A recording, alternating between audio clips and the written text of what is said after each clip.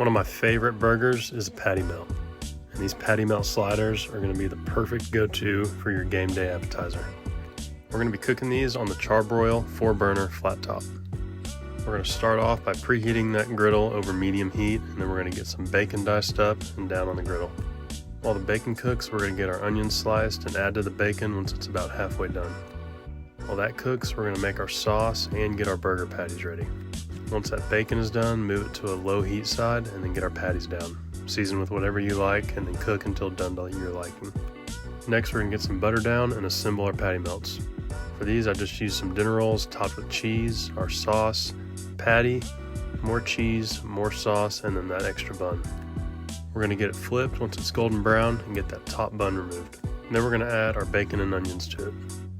We're going to continue to cook that until that other side is golden brown. Remove it, slice it up, and it's on the table. Enjoy.